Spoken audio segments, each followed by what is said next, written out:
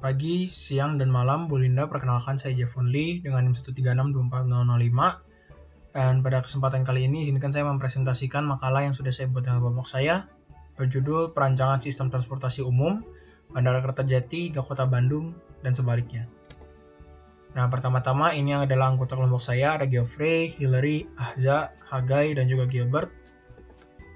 Untuk latar belakang sendiri, latar belakangnya adalah perancangan transportasi umum yang kurang baik untuk Bandara Kertajati ini sehingga mengakibatkan pemanfaatan fasilitas Bandara Kertajati yang tidak maksimal.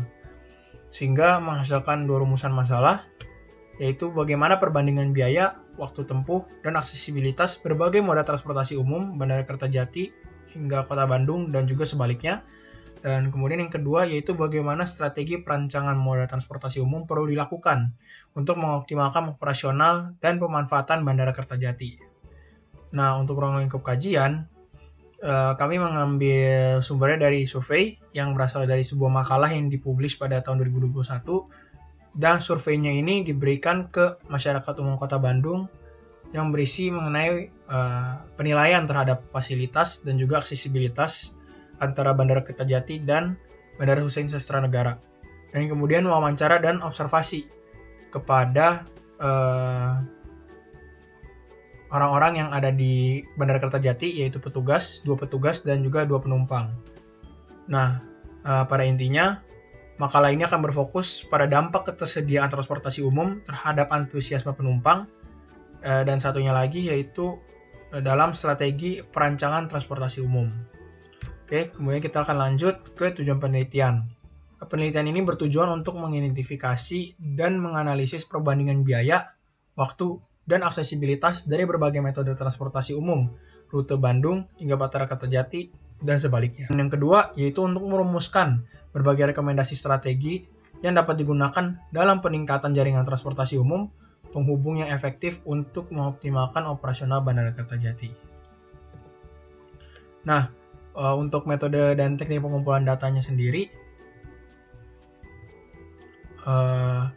metode yang kami gunakan adalah metode deskriptif analitis, di mana nanti kami menganalisa sebuah data, entah itu dari tabel atau wawancara ataupun hasil observasi. Kemudian dari data itu kami merangkum dan mendeskripsikan apa yang kami dapat dari data itu. Nah, seperti yang sudah saya katakan tadi, teknik pengumpulan datanya ada studi literatur, wawancara, dan observasi.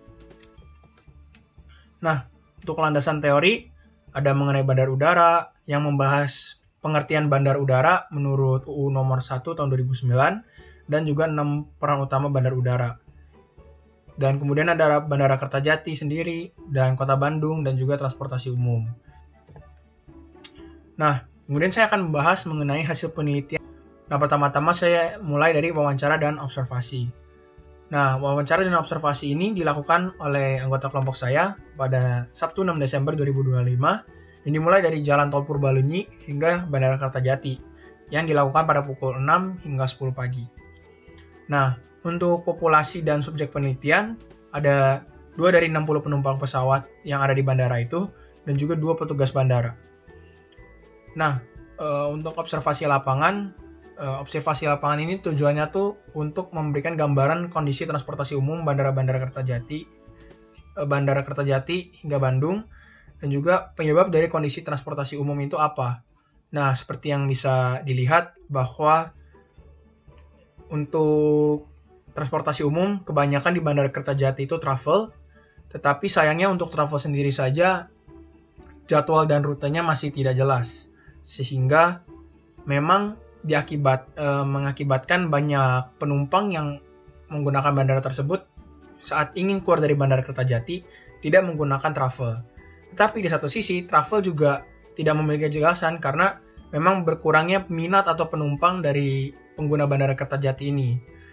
Dan kemudian anggota kelompok saya juga melakukan wawancara dengan ahli moda transportasi yang ada di bandara tersebut, kemudian petugas pusat informasi, kemudian ada bapak penumpang dan ibu penumpang yang sedang menggunakan bandara tersebut.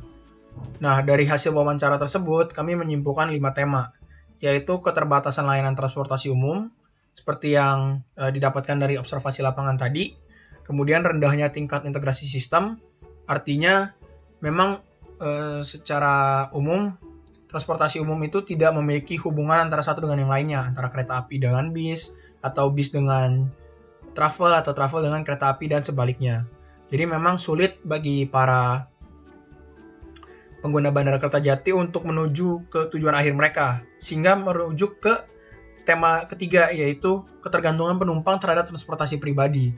Nah, akibat ketidakjelasan ini antara integrasi dan juga rute-rute yang digunakan oleh para transportasi umum, akhirnya memaksa para penumpang untuk menggunakan transportasi pribadi mereka, antara jemputan atau memang mereka sudah memiliki kendaraan sendiri di parkiran, seperti itu. Sehingga memang penggunaan transportasi umum sangat minim dilakukan di Bandara Kertajati. Kemudian rendahnya aktivitas di Bandara Kertajati. Hal ini juga diakibatkan oleh akses ke Bandara Kertajatinya yang cukup sulit dan juga memiliki sebenarnya ada alternatif lain yang lebih baik ketimbang Bandara Kertajati karena aksesibilitasnya yang sulit ini. Dan juga yang terakhir yaitu aplikasi panduan transportasi umum Bandung Bandara Kertajati. Nah, memang sebenarnya tema yang kelima ini diakibatkan oleh beberapa aplikasi-aplikasi yang umumnya digunakan oleh masyarakat ketika mereka sedang mencari rute gitu ke sebuah tempat, tetapi sayangnya memang panduannya juga kurang gitu, sehingga masyarakat pun kesulitan dalam mencari rute integrasi ataupun rute sebuah transportasi umum dari tempat mereka menuju Bandara Kertajati. Nah, kemudian saya akan lanjut ke hasil penelitian dari studi literatur. Nah, ternyata hasil yang saya dapatkan dari penelitian ini, dari studi literatur ini ternyata berbanding lurus dengan yang teman-teman saya dapatkan pada saat mereka melakukan wawancara dan observasi langsung ke Bandara Kertajati. Nah, seperti yang bisa dilihat di tabel sebelah kanan, jika kita lihat tabel penilaian aksesibilitas Bandara Kertajati dan Bandara Husein Sastranegara, terlihat sangat jauh dari segi aksesibilitas, di mana untuk Bandara Kertajati para pengisi survei berkata cukup, sedangkan untuk Husein Sastranegara sangat baik. Sedangkan jika di satu sisi ada di tabel yang satu lagi di makalah mengenai fasilitas Bandara Kertajati dan fasilitas Bandara Husein Sastranegara sebenarnya tidak beda jauh, sehingga tidak terlalu memiliki dampak terhadap jumlah pendatang atau jumlah penumpang yang akan menggunakan bandara tersebut, sehingga itu bukan masalah sebenarnya. Sehingga memang dapat disimpulkan atau dapat di-highlight bahwa memang Bandara Kertajati ini memiliki kekurangan penumpang karena memang aksesibilitasnya yang sulit. Nah, jika dilihat sebelah kiri, pemerintah sebenarnya sudah merencanakan atau membuat rute khusus yang memang melewati Bandara Kertajati, yang menunjukkan bahwa pemerintah ini sebenarnya ingin Bandara Kertajati atau daerah Kertajati ini dilewati oleh orang dan membangun akses supaya orang-orang tersebut yang ingin menggunakan Bandara Kertajati dipermudah. Tetapi sayangnya belum terjadi. Sehingga dapat disimpulkan, kami menyimpulkan bahwa memang pertimbangan dan keberjalanannya Bandara Kertajati belum berjalan dengan optimal. Kemudian kurang integrasi antar moda transportasi dan aksesibilitas Bandara Kertajati yang cenderung masih sulit.